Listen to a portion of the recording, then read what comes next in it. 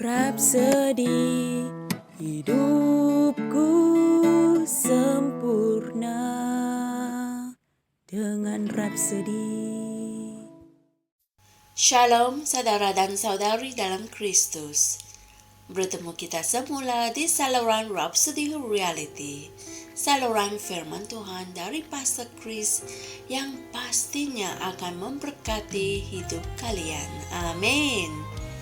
Hari ini kita akan mempelajari sesuatu yang sangat penting dan berguna daripada firman yang bertajuk Dia telah mempersembahkan darahnya. Haleluya. Mari kita renungkan apa yang firman ingin sampaikan kepada kita.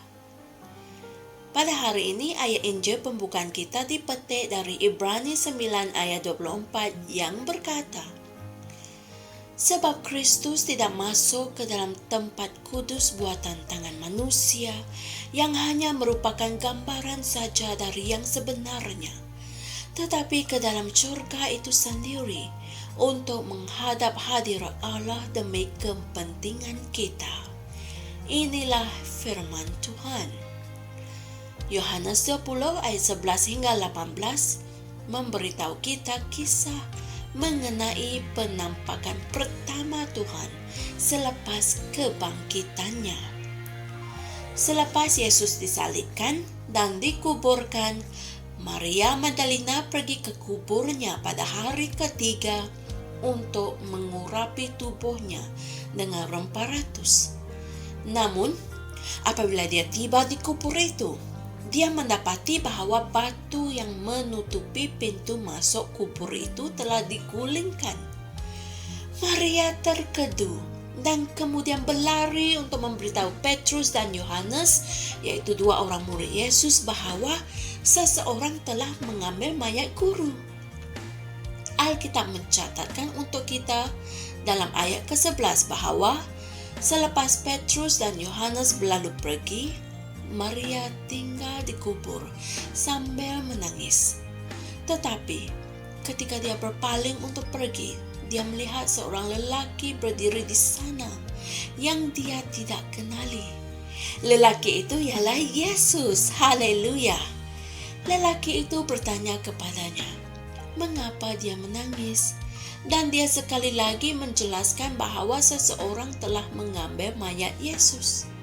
Pada ketika itu guru memanggilnya dengan nama Maria, dan dia menyadari bahwa lelaki itu ialah Yesus sendiri.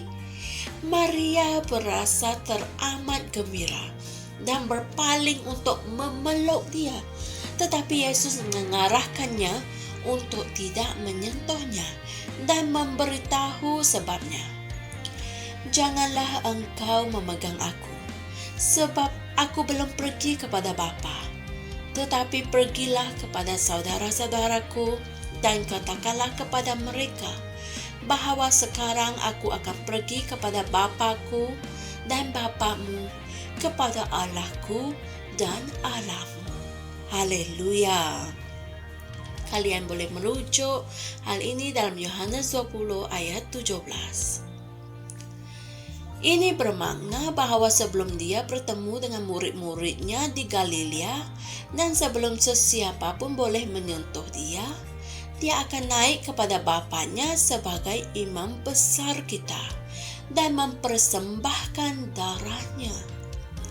Manakala para imam perjanjian lama terpaksa mempersembahkan korban setiap tahun untuk menebus dosa-dosa manusia, tetapi Yesus hanya melakukannya sekali dan memperoleh penebusan yang kekal bagi para umat manusia. Puji Tuhan.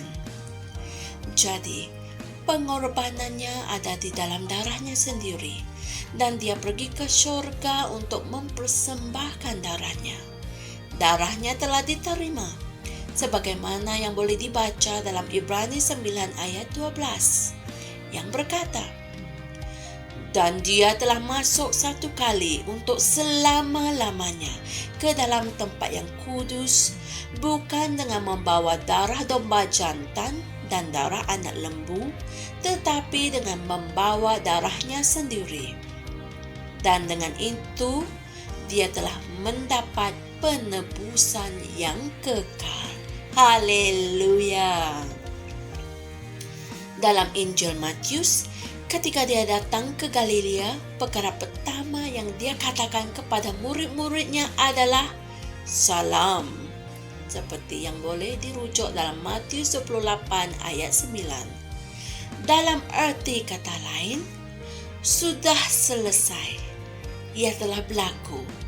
Aku telah mempersembahkan darahku dan memperoleh penebusan yang kekal bagi para umat manusia. Terpujilah Tuhan.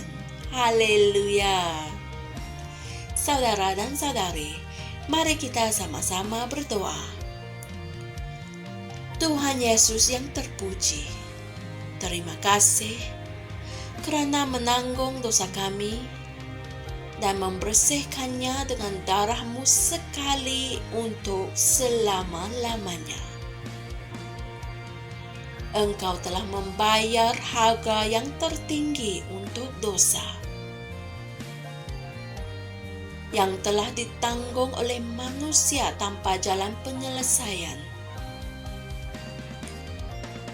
Kini, aku telah dibasuh, dikuduskan, dan dibenarkan, bebas daripada dosa, kematian, dan kebinasaan. Nama-Mu dipuji dan dipuja selama-lamanya. Haleluya. Seperti biasa, Pastor Chris memberikan renungan berikut untuk kita renungkan, yaitu dari Ibrani 9 ayat 11 hingga 14, Yohanes 3 ayat 16, dan Kolose 1 ayat 12 hingga 14.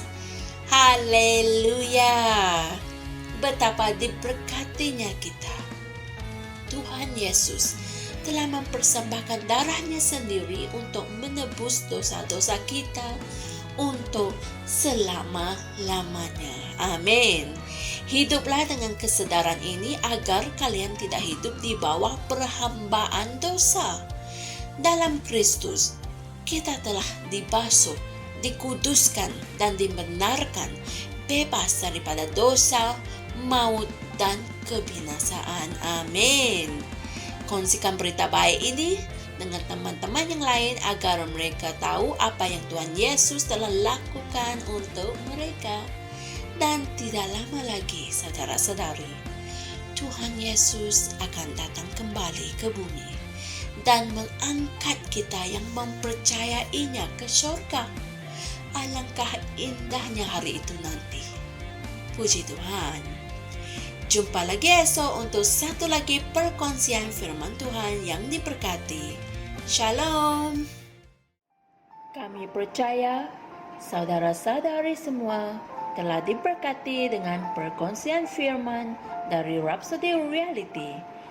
Bagi sesiapa yang ingin menjadikan Yesus Kristus sebagai Tuhan dalam kehidupanmu, kamu boleh mengucapkan doa ini bersama dengan saya. Ya Tuhan Allah, aku mempercayai Yesus Kristus, Anak Allah yang hidup dengan sepenuh hatiku.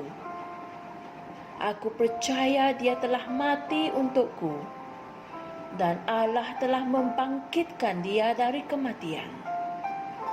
Aku percaya Dia hidup hari ini. Aku mengaku dengan mulutku bahawa Yesus Kristus adalah Tuhan dalam hidupku mulai dari hari ini. Melalui Dia dan di dalam nama-Nya, aku mempunyai kehidupan yang kekal. Aku telah dilahirkan semula. Terima kasih Allah kerana menyelamatkan jiwaku. Aku sekarang adalah anak Allah. Haleluya. Tahniah, sekarang kamu telah menjadi anak Allah.